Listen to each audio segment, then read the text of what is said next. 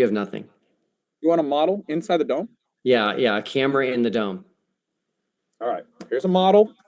I'll model it for you. I'm the flat Earth model inside the dome, and look, I have a camera in the dome, Will. Congratulations, you got what you wanted, bro. Thanks for playing, Will. Thanks for playing, Will. So thanks for playing. Thanks for playing. Thanks for playing. Thanks for playing. Thanks for playing. Thanks for playing. Okay, so number one, the FAA does not train pilots. Okay, so number one, the FAA does not train pilots. I didn't sleep for 3 days. Thanks for playing, Will. Thanks for playing, Will. So thanks for playing. Thanks for playing. Thanks for playing. Thanks for playing. Thanks for playing. Thanks for playing. Uber drivers that Uber drivers use.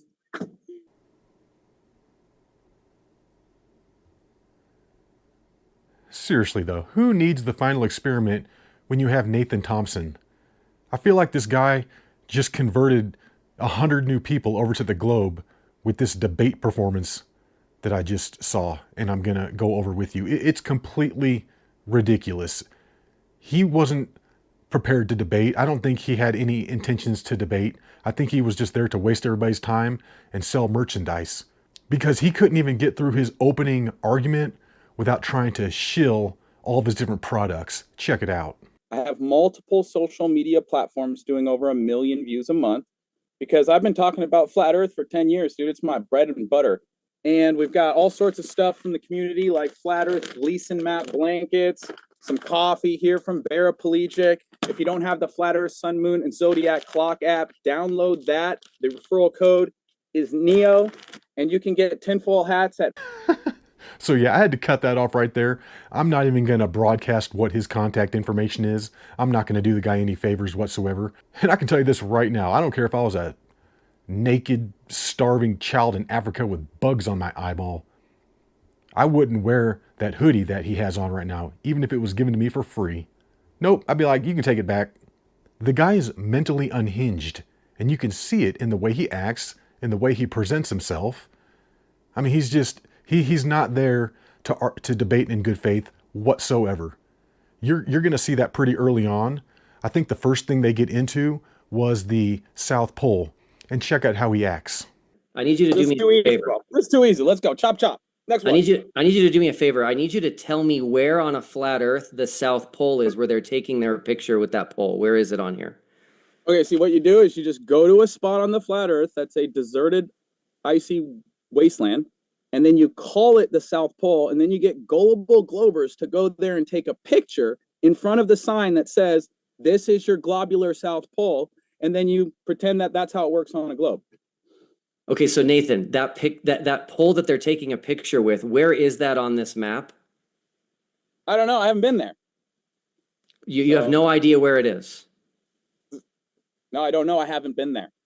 There is a pole, Nathan, that people can go to. Guess what? They fly there and they take their picture with it. I want to know where that is on a flat Earth. Can you reconcile a South Pole with a flat Earth? Yes or no? Yes, I just detailed how you go to a specific icy wasteland, you put up a sign for gullible globers that says, this is your globular South Pole that you're upside down on. And then you take a picture because you're a gullible glober and you think that proves the shape of the floor. That doesn't prove the shape of the floor. Well, you're going to need better proofs than this, bro. No one's buying this, bro. I'm not sure why he keeps calling it the floor. It's the ground. It's not a floor. And you can tell the floor by looking up at the sky. The sky is basically a big map. It's virtually the same. I know people say the stars change, but in essence they don't. They're in a fixed position. So it's basically a sky map. And if you know what the map is above you, you can tell where you are below it. It's real simple. And if you understand how the sun would work, you would realize that it can't work on a flat Earth. But does any of this stuff resonate with Nathan? No, he just goes ahead and triples down. Check it out. Hey, Nathan, we had someone at the South Pole, and you have no idea where that is. Yeah, and it's an icy wasteland. They put up a sign that says, this is your globular South Pole, and then gullible globers took a picture there, Will. Is this all you got? Is there anything else there, or is it just a pole? I don't know. I haven't been there, Will. And how sad is that for him to just be like, yeah, I don't know because I haven't been there. Okay, I said that back 7, 8 years ago when it was the truth. I didn't think we had any good video footage, and I had never been there. However, this is 2025. We've got tons of videos of the South, not to mention what the final experiment was, where they sent all those people down there. He's just throwing all of that out because he's never been there. What a cop-out. What a pitiful excuse to not have any answers. He has to realize that a true 24-hour sun down there, which is what happens, is going to just completely destroy his map, his business, his hat sales, his shirt sales. He's got to understand that. And that's why he's just going with this easy out of, well, I've never been there, so I don't know. Like I said, this is not 2015, 2016, or 2017 anymore. We have the information. We know what goes on with the sun in the South. So for him to just throw all that out and discredit the trip is pretty pathetic. It's clear that Nathan doesn't have any answers for the South Pole or where it is. He's just gonna make up some bullshit and hope that the debate continues on and people forget about what he said. I mean, that could be his only hope in this, because what he said was completely ridiculous. I don't know what it is. I've never been there. And even if it is there, it's just a sign they put up to fool Globers.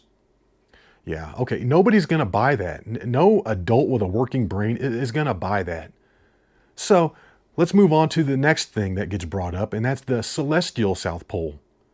The celestial South Pole. And you're never going to guess what his response is to the celestial South Pole. He doesn't want to discuss it at all.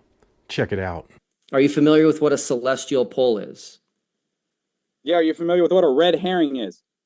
Okay, so if you're familiar with what a celestial pole is, can you please explain how there's a south celestial pole on a flat Earth where the stars go in the opposite direction than they do in the north?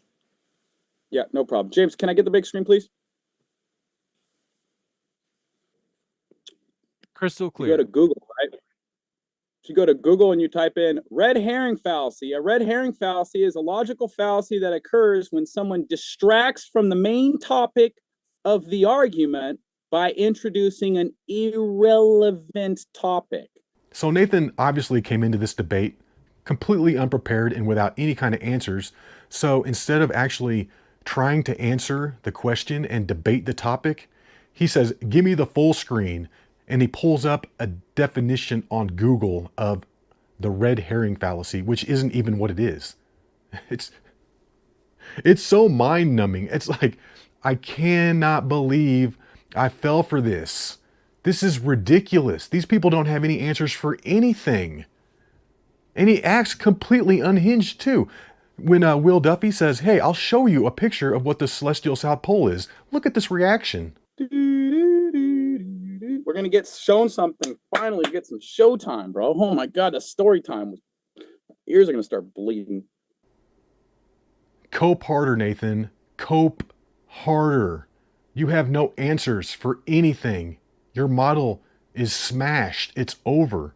However, let's continue on with this so-called debate. The next thing that Will Duffy brings up, and this is one of the agreed upon topics, is they're going to discuss the 24-hour moon in the South. And he asks Nathan how that is possible. And listen to Nathan's response to this one. So what about the 24-hour moon in Antarctica? Can you explain that on a flat Earth? Yes, of course. No problem. Can I get the big screen, James? Sweet. So if you Google affirming the consequent, it's a logical fallacy where someone assumes that because the outcome of a conditional statement is true, the condition itself must also be true, essentially reversing the logic and leading to an invalid conclusion. The fallacy of affirming the consequent occurs when a person draws a conclusion that if the consequent is true, then the antecedent must be true. Again, he completely avoids discussing the topic, asks to have the full screen, where he brings up another Google definition of the affirming the consequent fallacy. I mean, I'm telling you, bro, you're not winning with that. Nobody is buying it other than the brainwashed flat earthers that are looking for any excuse to claim a W. They're the only ones that are like, oh my God, Nathan's winning right now. With what? Not answering any of the questions not staying on topic. Yeah, this is pathetic. This is pathetic. This is one of the worst debates I've ever seen in my life. What the sky does and what's happening in the sky does not determine the shape of the floor. It's another red herring talking about the sky and pretending you ended flat Earth. Thanks for playing, Will. And as you're going to see throughout this debate, this is Nathan's go-to thing is we can't talk about anything that happens in the sky because that doesn't prove the shape of the floor, which is also known as the ground to normal people. That's all he says. He just chants that throughout this entire debate. Oh, you can't look at the sky and determine what the ground is. Nope, can't do that. And then listen to this comparison that he tries to make when Will Duffy is actually trying to explain things to him. This is what he says. Explanations are not proof, Will. I don't know if you know that, but you can walk down to the local tavern, find the local village idiot, and ask him anything under the sun, and he'll give you an explanation for a pint. That doesn't mean he's true. That doesn't mean he's right. Okay? Explanations are not proof. So you sitting over there asking 21 questions about the sky and saying you don't have an explanation for the sky doesn't end what the floor is, bro. You gotta be joking. It doesn't explain what the floor is, bro. Doesn't explain what the floor is, bro. Bro, what are you fucking talking about? What the hell kind of stupid ass story was that? You go find the town drunk and ask him about anything and he's gonna tell you about a pint? What the fuck are you talking about? That doesn't make any sense to anybody, what you just said. That's full retard. And then I love how Will Duffy checks him and goes over all of the things that Nathan Thompson has failed to answer so far. And he also points out that prior to the debates, Nathan Thompson took the position of, well, there can't be a 24-hour sun in the South. However, during the debates, he switches and says, well, I don't know if there's a 24-hour sun in the South because I've never been there before. I mean, what a cop-out. What a total cope. All right, I will. I'm just going to recap for the audience. So we don't know how you can get internet in Antarctica on a flat Earth. We don't know where the South Pole is on a flat Earth. We don't know how there can be a South Celestial Pole on a flat Earth. We don't know how there can be a 24-hour moon in Antarctica on a flat Earth. Let's talk about the 24-hour sun. So Nathan, will you at least admit that you were adamant that there was no 24-hour sun in Antarctica? I didn't know. I'd never been there.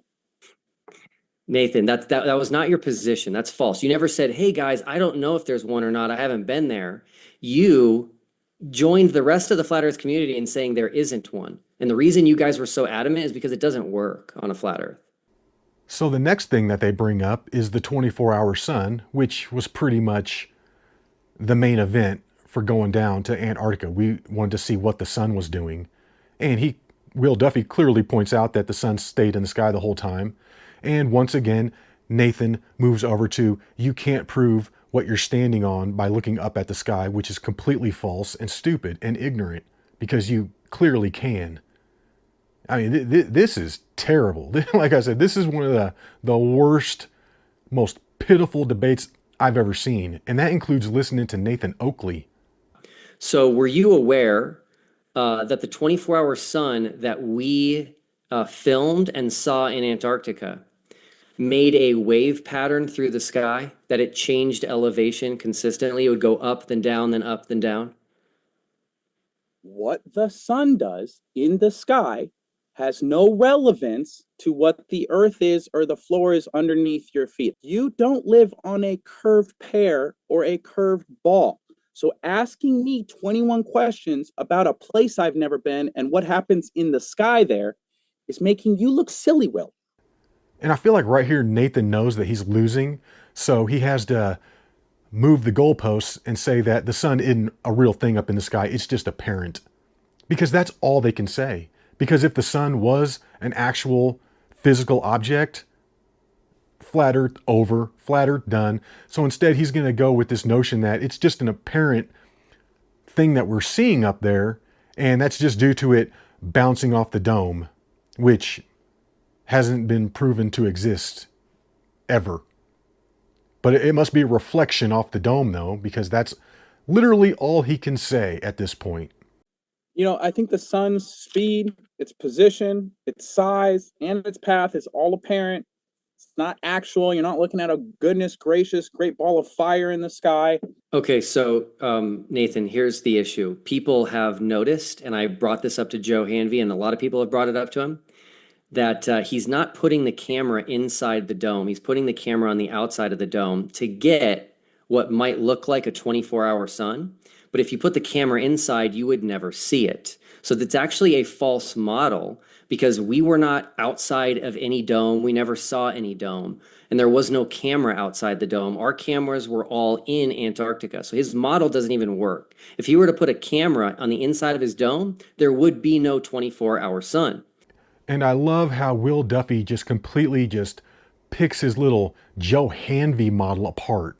Just completely destroys it by saying, yeah, you're getting that optical illusion by looking from the outside of the dome in.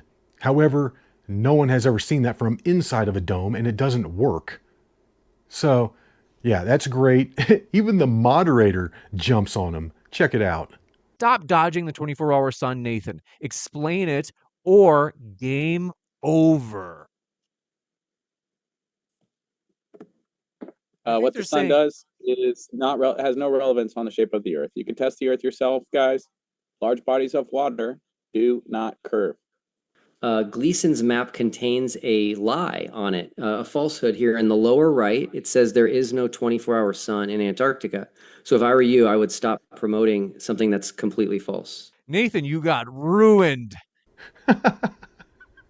Yeah, he did just get ruined completely. So then they go ahead and they move on to talking about the southern flights. And once again, you're going to see Nathan completely avoid the topic and use his classic cop-out. Check it out. So Critical Think flew nonstop from Santiago, Chile to Sydney, Australia.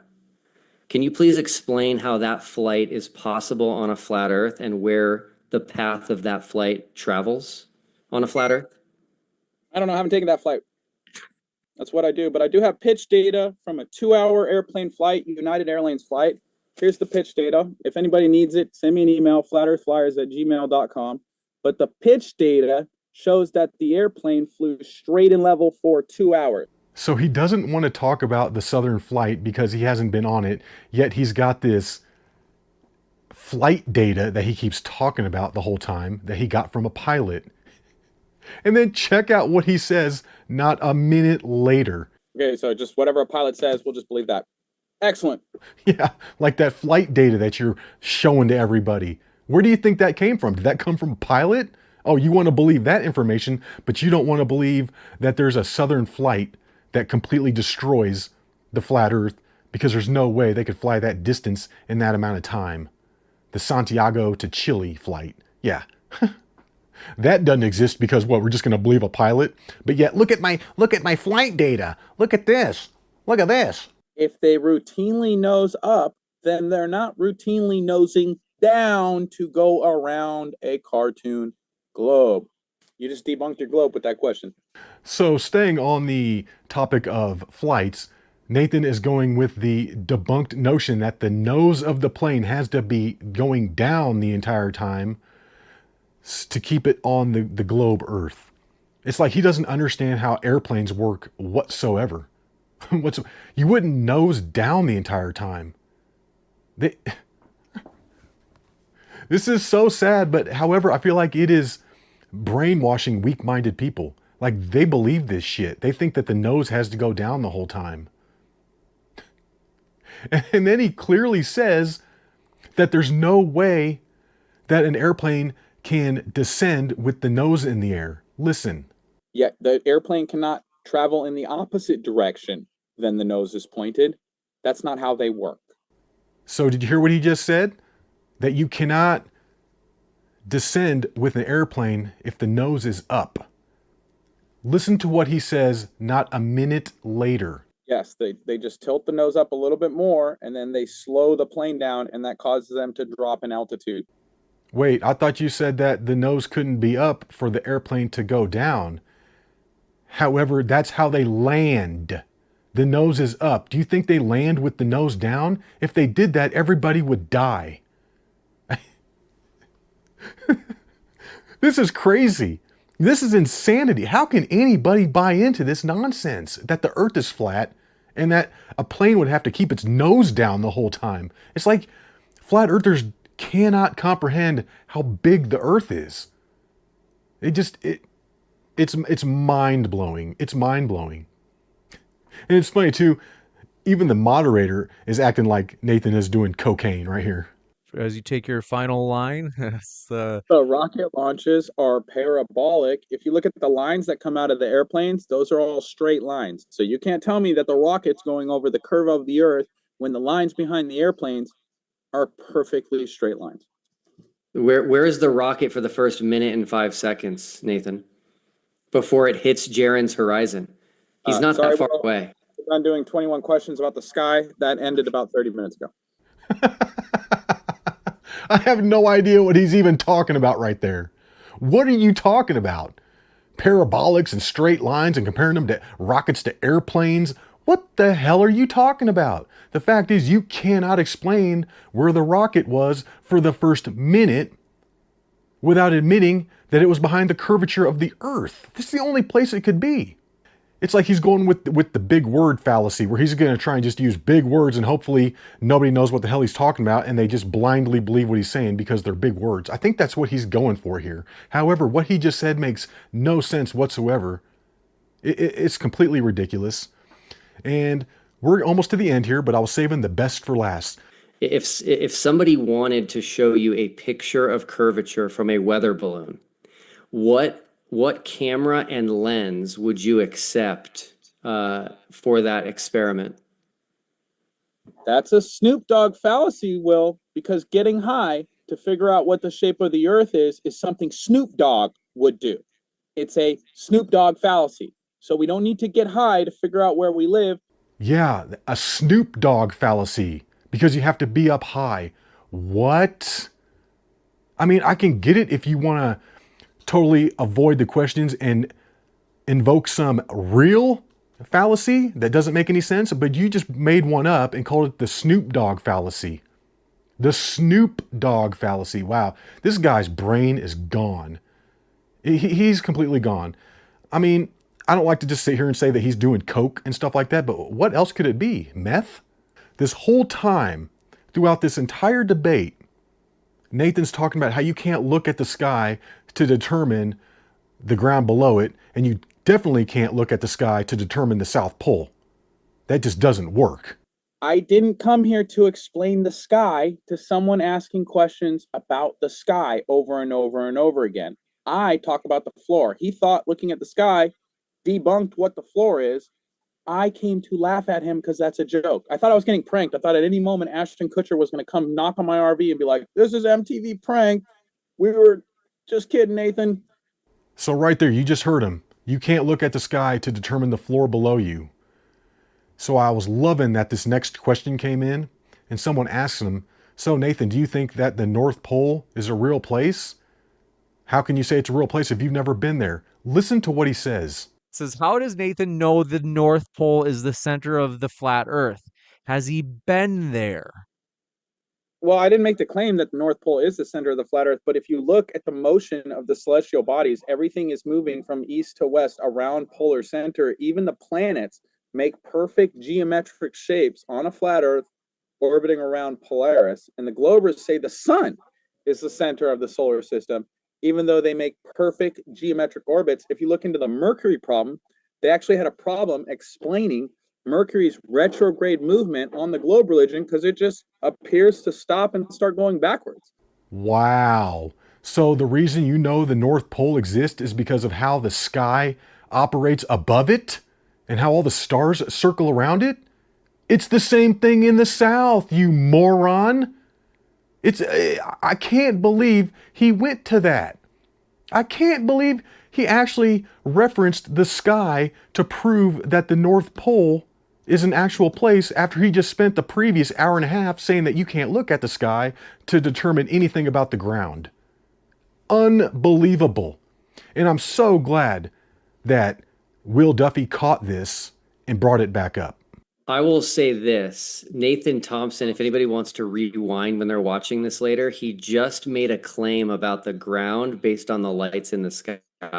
He made a claim that there's a physical North Pole because of how the lights in the sky rotate. So it shows he understands the lights in the sky tell us a lot about the earth we live on. Boom, game over. I'm so glad Will Duffy brought that up. What a great point, and it just shows the hypocrite that Nathan Thompson is, and he's just another one of these flat earth con men out here trying to make a buck. That's all he's out here to do. Even the moderator jumps on him a little tiny bit. Did you violate your own rule that you made up earlier? Or No, I was just saying that the solar system is not sun-centered, it's Polaris-centered because everything we see in the sky moves around Polaris. Hey, Earth to Nathan, the same thing happens in the South. It's identical to the North. In the South, the sun goes around it. When it's nighttime, you can see the stars going around it. Same thing as the North. How can you not understand this? Oh, I get it, because you've never been there before. Therefore, all the evidence that we have needs to be just thrown out. Nope, it's not going to make any sense until actually Nathan goes there himself. And again, huge thanks to Will Duffy for spending his time, energy, and a whole bunch of money to send a group of people down to Antarctica to gather information that 99.9% of the population already knew. I mean, you have to genuinely want to help people to do something like that. You have to really care about the human race to do something like that. I mean, he did all of that just to help confused people like me and confused flat earthers that are still out there that need actually a lot of help. I mean, he did all this for us. He didn't do it for himself. He did it for us. And I just think that's huge. I mean, I can't even wrap my brain around that. It's just, I mean, that is the most generous thing I think I've ever seen from anybody. It's amazing. So, like I said, mad respect to Will Duffy for doing the final experiment. Once again, thank you so much for freeing me from that cult that I was in. I'm so thankful. So, anyways, guys, I think that's about all I've got for this video. If you liked it, give it a thumbs up. And until the next one, y'all, peace.